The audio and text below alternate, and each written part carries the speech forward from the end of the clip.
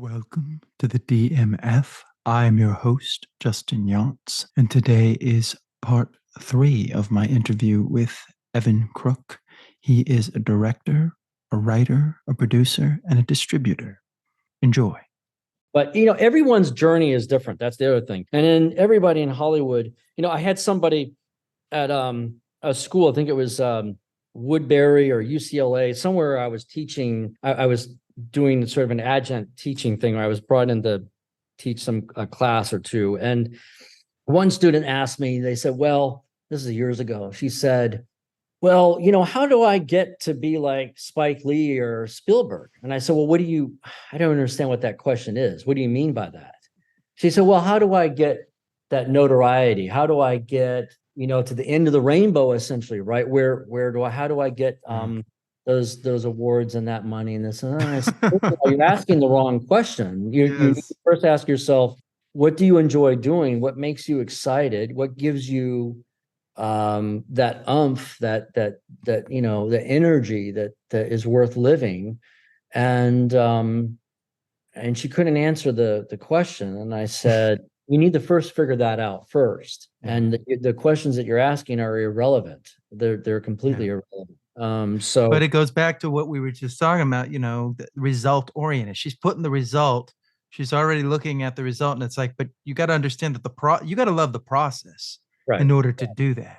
Correct. And Spike Lee, Spielberg, all those people enjoy that process, or they wouldn't be doing it. Yeah, I think, I've been working on a documentary on my dad and his life, because he had a very different life than I had, but a remarkable life. And he's done remarkable things for people.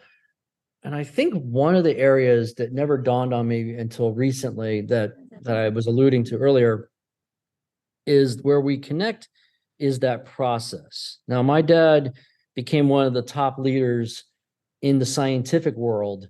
And most people in the scientific world, scientists, doctors, pharmacists, whatever, they generally come from a privileged lifestyle, meaning that their parents were fairly wealthy or middle class. In my dad's situation, he came from real poverty, literally off the streets, and became one of the youngest scientists to run some of the biggest biotech pharmaceutical companies in the world. And he got a lot of degrees in a very short period of time because he's very smart. But I also think he encountered enormous obstacles growing up, tremendous obstacles that most people would never encounter, including living literally off the streets as a kid. I mean, 8, 9, 10, 12 years old, and very impoverished and dealing with lots of bad things around him. And I think he had to find ways to adjust, compensate, and live through a difficult set of processes that channeled him in different directions, but in the end kept him alive and gave him a set of skills that allowed him to be where he is today. And so I think where we respect each other a lot is that the challenges that I had were very different than the challenges that he had, but yet we both went through a journey that was very very difficult. And so I had terrible learning disabilities. I had speech impediments, and my mom was dying and was sick most of my life. And I found her dead at the age of 14 when I came home from high school. So that wasn't a good day. But on my dad's side, he had a horrible upbringing. His mom was absolutely terrible. He came from absolute poverty. He lived in a house that was 400 square feet with his mom and his cousins and his brothers, and no bathroom. And I mean, we're talking awful. And at one point lived in a tar paper shack under a bridge. I mean, literally under a bridge. So obstacle after obstacle, and every person that he grew up with when he was a kid ended up either dead or in jail, for real. No question about it. And one of his friends that he was heading to his house, his friend's father blew his brains out on the patio because his son had borrowed the car the night before and blew his brains out with a shotgun. So he had really incredible world of poverty, followed by real world of crime, and real world of violence. I mean, But he was extreme. able to overcome that. He was able to overcome all that and became an intellectual, a scientist dedicated to saving people's lives, and of course became a great father.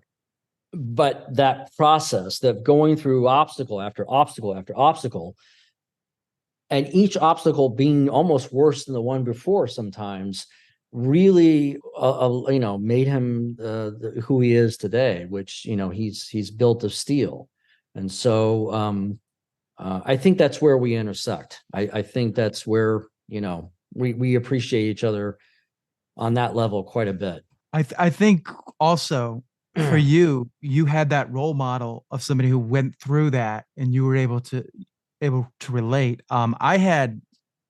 I didn't have dyslexia, but I had some fine motor processing and auditory processing issues. Okay. So you My understand it. so I understand learning this because Yeah. I'm one. I know what it's like to be in the Sure. classroom. It's like everybody else is done. Sure. I'm not done yet, Yeah, of course. and teachers Exactly. looking at you like Right. my mother would, Exactly. fight these teachers to give me extra time. And Sure. I'd have to Sure. deal with their prejudices against me, like I'm Sure. cheating or something. So I know Right. exactly what you're talking about. Yeah. Did you go to Tisch first, or did you go to California Institute of the Arts? I couldn't tell. Oh, Find out no, which one. I went to University of Tampa, and then I went to NYU just briefly, Tisch, and then from Tisch I went to Cal Arts after I had gotten accepted to graduate school at Cal Arts. And What did you study? it was directing at Cal Yeah, Arts. Directing, yeah, it was the directing program. Yeah. Yeah. and you worked with Alexander McKendrick. Yeah, Sandy. Yeah, we used to call him Sandy. Oh, Sandy, Yeah, Sandy. He directed. I believe he directed The Sweet Smell of Success and The Man in the White Suit, and the and Lady Killers. Lady Killers, right? And he was an old school director. He would come in the classroom, and he was. But by the time I got to him, he was in a wheelchair. Unfortunately, his health was deteriorating rapidly, and but he knew enormous amount of information. I mean, in this guy's head. One of the things that he was very big on was knowing exactly where to place the camera. I mean, when I say knowing, I mean down to the square inch. Like, he would yell, if he'd be like, okay, I want the actor, or I want so-and-so actor right here, 10 feet away from the door. And then he would say, okay, Evan or whoever, he'd say, where are you going to place this camera to give me a medium close up?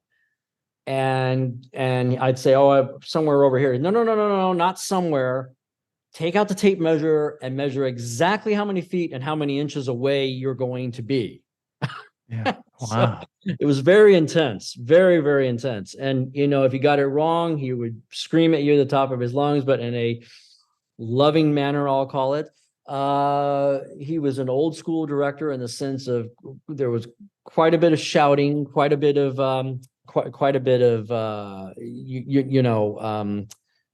intensity, if you will, but everybody understood that it was not meant to be mean. But he was very smart, very intelligent. Learned a lot from him.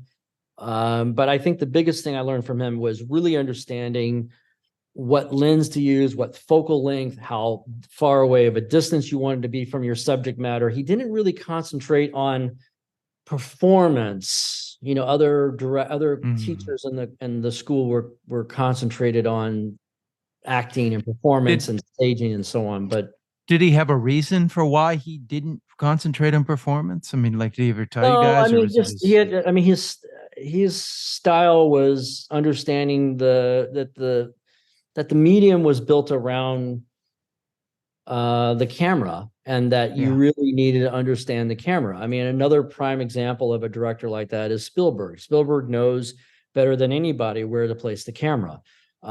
He was born with a camera practically from day one. But a lot of times you'll see in some of Spielberg's work that the performance acting wise is actually sometimes not the best, but mm, the camera position is phenomenal.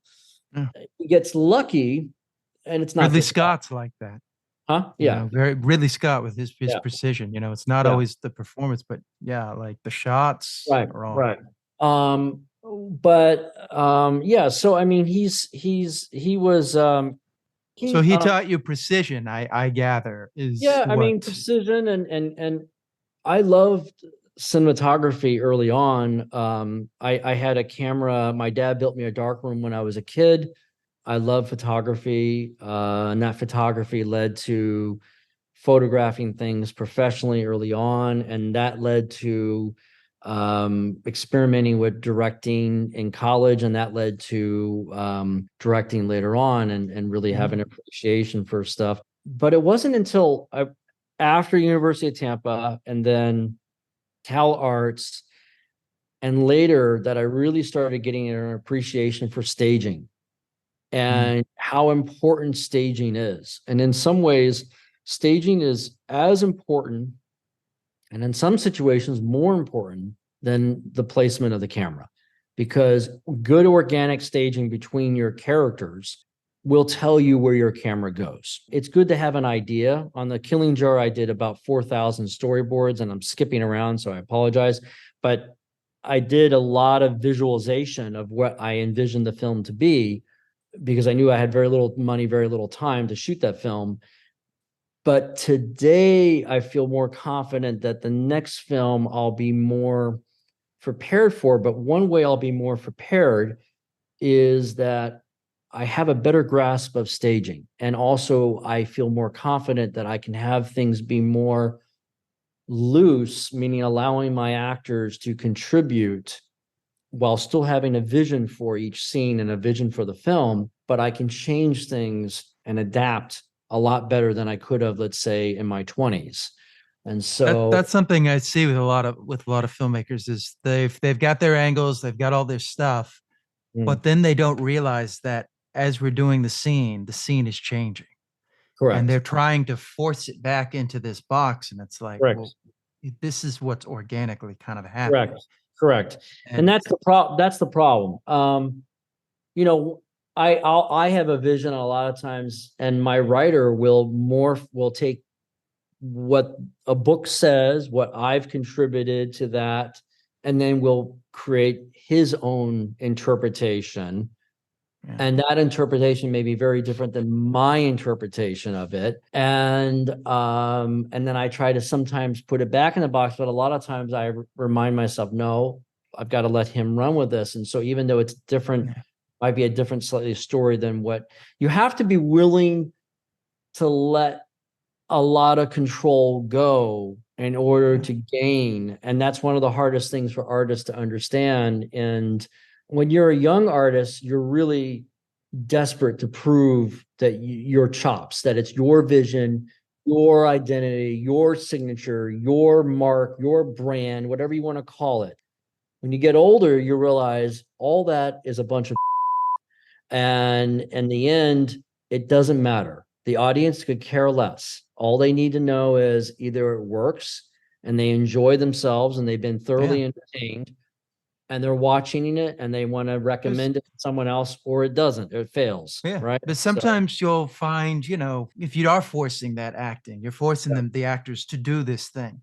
yeah, Acting kind of just like the lines just sit on top.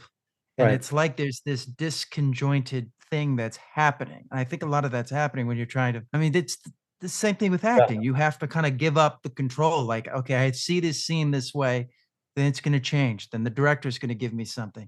It's going to change that way. And you just got to be able to adapt and allow it to go there. right. Yes, you want it to go here, but you know, maybe that's not the scene now. You know, it's Sure, sure. and also you've got, you know, when you've got multiple takes, you can do it this way, you can do it that way, you can do it this way, you know, you know, sometimes that's the benefit of doing multiple takes is you're allowing it to just continue to change. It just keeps getting better and better and better. And then you're like, okay, that we've got all this footage and you can cut and paste and do what you want with it. I agree. You kind of hinted at this, but what was the thing that kind of inspired you to direct? Was there a specific thing or was it a gradual process? No, it was a Pacific thing. And it's a good question. So I was at the, so as I had mentioned, my dad had built a dark room when I was younger. I was in high school actually. It was a great dark room.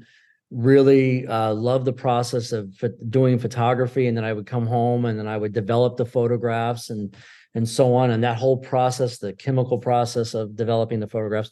Later, I got into college at University of Tampa. I got accepted to some other schools, but chose University of Tampa. And as I was really getting into understanding video and so on, I decided to basically direct a famous piece called The Children's Hour. Mm, And Lily Hillman. yes, exactly. And my mentor and very good friend, who was one of the heads of the communication department, said to me, because he was seeing what I was storyboarding now and what I was trying to come up with and what I was planning on doing, he said, "You can't take the photographer out of the director." Like it was, every shot really mattered. And he helped organize the whole department. I spoke to the whole department, the communication and film department, basically around who was interested in working on this, who was interested in working on this production. And I got a good amount of people to help out for free. So we had shot, I think, for like a week or so, but for the first 3 days, it was really grueling. I was coming home and we had a dolly and we had this and we had certain pieces of equipment that we were very glad to get, that we got access to and so on, that I wasn't expecting to get. And I called up my dad, and to answer your question, the first moment that I remember vividly, I called up my dad and I said, our day went over. This didn't work. That didn't work. One actor didn't remember her lines, and we had this problem with the dolly, and he's like, "Well, that sounds terrible." I said, "Yeah, no, no, no. It was all fine. We got it all figured out. We got it all solved. We got the footage. The footage looks good." And but the best part of the news, Dad, you want to know what the best part of the news is? And he said, "Yeah, what's that?" I said, "I finally figured out what I want to do for the rest of my life. As hard as this was, as a just agony of torture the last several days, I am 1,000% convinced that I want to direct and make movies." And that was that moment. And I said it while being under, having really, really difficult days, really difficult days. And that's when I knew, Yeah. this is what I wanted to do. This is really what I want to do. As Yeah. crazy as that sounds. No, no, Yeah. I get So it. it's one reason why I'm going back. But yeah, that precise moment was a very profound moment that I remember vividly. Yeah. Hmm. It was a good moment. This is kind of a stock question, but Mm. I think it'll be kind of interesting. Who influenced you as a director, either alive or dead? I think Francis Ford Coppola the Hmm. most. When we were doing the Children's Hour, which was the biggest piece I had done so far, and as far as going off and actually directing something, right? I remember my mentor John. He said to the class, he said, "I highly recommend you working for Evan. He's crazy like Coppola," in the sense that he really embellishes the process, and it's going to be very intense. And he's like, "If you can work for Evan, you can work for anybody." What So I said, "Thank you, John." So what's the name of what was the name of your mentor? he was a good friend. His name is John Cola. I don't remember how to spell his last name. I think it was Okay. Italian. Fortunately, I think he passed away Oh. not too long ago. I think he passed away from COVID, unfortunately. Super nice man, talented, and but anyway, yeah. So Are you familiar with One for the Heart, I think it's called? The yes, one that didn't do as well. yes. I interviewed somebody who worked on that, and he Oh wow. was explaining how, Yeah. the cinematographer would be, and Coppola, they would be changing the lights in the middle of scenes with these Wow. huge like changing the color of the lights. It's Yeah. really interesting. So when you mentioned Coppola, I was like, yeah, Yeah. I like, I think I relate. I mean, there are things that are very different. I think, I mean, look, I would, it would be an honor to be someday really compared to him in a professional sense, because that would be, you know, he's my hero as far as a director is concerned. But him and Hitchcock, very different directors. I thought you were Uh, gonna say Hitchcock. When well, I I was like, watching some of your stuff, I was like, yeah, I like Hitchcock. Hitchcock, but what Coppola, The Godfather, still to this day, is probably the most amazing piece of artwork ever made, and this in the form of cinema is concerned. It's a remarkable piece, and it came with a lot of aggravation and a lot of heartache and a lot of Oh obstacles. yeah, We were talking about yeah, obstacles, right? yeah. Right. They didn't But even if it want wasn't to. right, He had to fight tooth and nail to get that directing correct, and he job. also and Al Pacino wouldn't be who he is if it wasn't for Coppola, as we know, and other things. But other than that, goes through a process to figure out what makes sense, and then sticks with that process. And so there are things I admire. I think in some ways he's more disorganized than I am. I'm a little bit more Hmm. organized than he is, as far as if we were just take out, get rid of the credits, get rid of all the credits, and because people might be listening to this and thinking, who is Evan to compare himself to Coppola? In the end, we're all human beings. It doesn't matter what the credits are. We get to play with puppets. Once again, we are not solving cancer. So the day that you solve cancer, or the day that you create a medicine that helps somebody with muscular dystrophy, then come to me and talk to me with arrogance. Until then, we're all puppet masters and we get to play with puppets. So don't pat ourselves on the back, and let's keep perspective. We're not gods. Just because we create Yeah, art doesn't make us gods.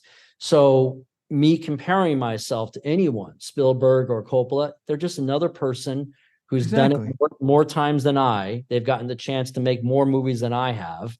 They're a little better skilled at their craft, perhaps, but it doesn't Yeah, mean that I don't have a skill set that might be better than they have, or a different way of yeah. doing things.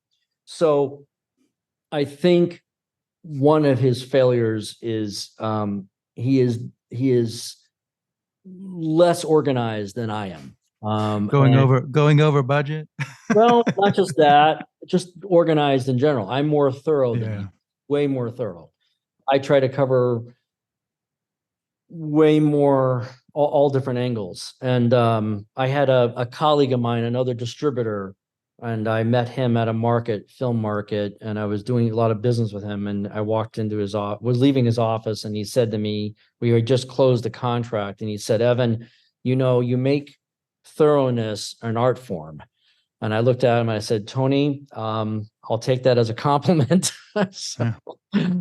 you know, another way of saying that is, Evan, you're a complete pain in the ass, but you're incredibly thorough, you know? So, But that's what but you got to do yeah, in this art form. You know, yeah, yeah, why leave something on the table just because of something like that? I mean, like we're it's a privilege to act, to be in movies, to work in yes, movies. So yeah, let's do it right. If we're yeah, not going to do it right, you know, it's like anyone can do that. yeah, It's the ones that, you know, go, let's go that extra mile. Yes, we're all tired, we're all exhausted, but let's just do exactly, one more. exactly. Yeah. Anyway, Do you have a favorite Coppola film? oh, by far The Godfather, by far. Really? Oh yeah. No, The Godfather one, really a wonderful piece of work. I mean, it's a transformation of Michael Corleone becoming something that he wasn't Yeah. supposed to become. It's about power. It's about it's about family. It's about risk. It's about risk management. It's about regret. It's got everything. It's got everything. I mean, really. I mean, really, there's nothing. I challenge anyone to point to one frame that's wrong, one piece that they could have done differently that's better, that could have made it better. Not one person could make that film any better. That's called a flawless piece. Yeah. That's a Picasso in the form of film. It was a magnificent piece of artwork. Yeah. Yeah. Yeah, it And it doesn't get any changed better. the industry too. in Yeah, some ways. yeah. I mean, there's other great movies: Godfather 2, The Yeah, I love Pawnbroker, Godwin. Steel of Magnolias, Lawrence of Arabia. I mean, there's Yeah, many good, phenomenal classics. But in the end, the next 30, 40 years of mob movies owe their credit to The Godfather. I mean, yeah. it's Well, you look at um Sergio Leone's Once Upon a Time in America. I mean, that's kind of the end yeah, of the glorification of the mob. Like yeah, after that, yeah, we start to see the films that come out and kind of show the real truth of who these people are. You know, it's kind of sure. interesting. Well, the But villain yeah, is always the most important. If the villain is yeah. not interesting, there's so look, I mean, what we do.